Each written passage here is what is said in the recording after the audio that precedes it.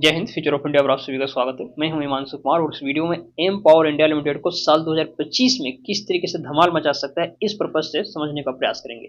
आपकी ए to Z जितनी भी क्वेरीज है, जितने भी सवाल हैं, सारे सवाल, चाहे आप पहली बार इसमें इन्वेस्टमेंट करने जा रहे हो या पहले से आपका इन्वेस्टमेंट है, बेच नहीं पा रहे हैं, बेचना चाहते हैं, कब बेचना है, कोई भी सवाल है, मैं उम्मीद करता हूँ सारे सवाल आपके इस वीडियो में कवर हो जाएंगे। फिर भी एम पावर इंडिया लिमिटेड से संबंधित आपका कोई सवाल छूट जाता है जो इस वीडियो में कवर नहीं हो पाता, तो आप उससे कमेंट में पूछ सकते हैं, या आपको तो पता ही है कि मुझे इंस्टाग्राम पे फॉलो करके आप मुझसे पर्सनली जुड़कर मुझसे बातें कर सकते हैं। शुरुआत एकदम शुरू से करते हैं। देखिए, साथ में कुछ लेटेस्ट अपडेट है, वो अपडेट क्या है इस वीडियो में और यह भी बताऊंगा, और इस अपडेट का इस कंपनी के शेयर प्राइस पे जल्द ही क्या प्रभाव पड़ने वाला है, इन सब चीजों पर भी बात होगी। अगर हम समझें एम पावर इंडिया लिमिटेड को, तो एक विशालकाय कंपनी। देखिए, आप मार्केट के भी देखेंगे तो तकरीबन 250 करोड़ के आसपास है, यानी कि पेनी स्टॉक से थोड़ी ऊपर लेवल की कंपनी है, स्मॉल कैप कंपनी इसको मान सकते हैं। अब काम काज के मामले में काफी विशाल का है, जैसे ये कंपनी काफी सारे बिजनेसों में कूदी हुई है। आपको पता है power India limited data centre के अलावा डेटा सेंटर इंफ्रास्ट्रक्चर प्रबंधन, नेटवर्क इंफ्रास्ट्रक्चर डिजाइन, अनुकूल जैसे तमाम तरह की सुविधा दे रही है। इसके अलावा यह कंपनी जैव ईंधन, हाइड्रोजन, इलेक्ट्रॉनिक बैटरी और अन्य प्रकार के कारोबार में भी लगी हुई है। तो इतने सारे कामकाज जब कंपनी करती है, तो मान लीजिए एक आध बिजनेस में भी कंपनी को नुकसान हो जाता है, दूसरे बिजनेस से कंपनी को फिर कोई प्रॉफिट होगा और कंपनी ओवरऑल प्रॉफिट में ही रहेगी। इसी वजह से जब भी आप कंपनी का शेयर प्राइस देखेंगे यहाँ पे, तो हमेशा हरियाली में देखने को मिलता है। अब एक बात समझिए, एम पावर इंडिया लिमिटेड सौर मॉड्यूल स्थापना और सौर कलेक्टर सर्विसिंग, परामर्श और नैदानिक रिपोर्ट जैसी नवीनीकरण ऊर्जा उत्पादन जैसी सेवाएं देती है। ये एक नए तरीके का काम है जो अभी कंपनी के कामकाज की लिस्ट में बाद में जुड़ा है। इन सारे कामों का प्रभाव कंपनी के शेयर प्राइस पर आने वाले समय में देखने को मिलेगा। और जिससे मैंने बताया कि ये अब पेनी स्टॉक तो रही नहीं, पेनी स्टॉक से बाहर निकल गई, तो इजीली मैनिपुलेशन का भी चांसेस स्टॉक में नहीं है, और रिटर्न ऑन इक्विटी तकरीबन 2.5% के आसपास पहुंच गया। यानी कि सोचिए, एक छोटे से स्टॉक में इतना तगड़ा रिटर्न ऑन इक्विटी है, मतलब कहने का रिटर्न आपके जो बनेगा इसमें इस साल भर में, वो कम से कम 2.5% बनेगा। मतलब 2.5% बहुत कम है, इसमें मत जाइए। ये मैं ये कह रहा हूँ कि जब बनना शुरू होगा तो क्या होता है, शेयर मार्केट में आपको पता है कंपाउंडिंग के हिसाब से रिटर्न बढ़ता है। तो ये आप बात को समझिए।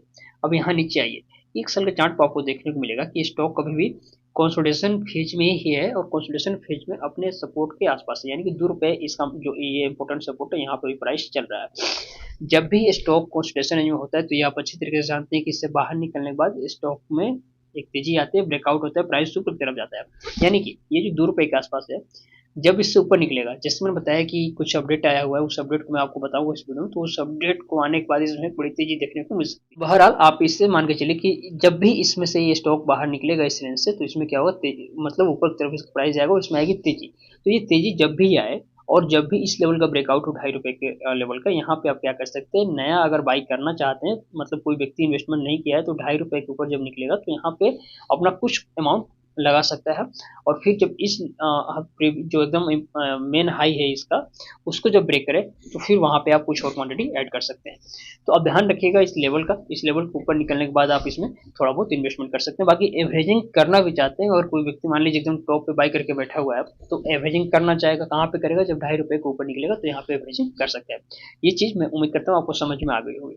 अब समझिए, कंपनी के क्वार्टर्स के नंबर जब आप देखेंगे तो आपका दिल खुश हो जाता है, क्योंकि काफी शानदार कंपनी के नंबर्स आ रहे हैं पिछले कुछ क्वार्टर से। यहाँ पे देखिए, कंपनी का जो सेल्स है पिछले कुछ क्वार्टर में जबरदस्त तरीके से ग्रो किया है। यानी कि कंपनी के, जैसे मैंने बताया, बहुत सारे बिजनेसों में है, तो हर बिजनेस कंपनी का रन कर रहा है, यानी कंपनी के पास पैसा आ रहा है, और उस पैसा आ रहा है, यानी कि कंपनी का जो सेल्स हो रहा है, उसमें जो नेट प्रॉफिट जो आप देखिए, प्रॉफिट देखिए यहाँ पे, यह भी लगातार समय के साथ इंक्रीज करते हुए देखने को मिल रहा है। सितंबर क्वार्टर में 2 करोड़ 14 लाख के आसपास कंपनी का नेट प्रॉफिट हुआ था। और चूंकि कंपनी के पास डेप्ट कुछ ज्यादा है नहीं इस क्वार्टर में, यानी कि सितंबर क्वार्टर में थोड़ा सा डेप्ट कंपनी के पास होते हुए यहाँ पे दिखा है 21 लाख के आसपास। हालांकि ये कोई बहुत बड़ी कर्ज नहीं, क्योंकि इससे ज्यादा तो कंपनी के पास फ्री कैश फ्लो है 188 करोड़ के आसपास, जब कंपनी चाहे अपने कर्ज को चुका सकती है।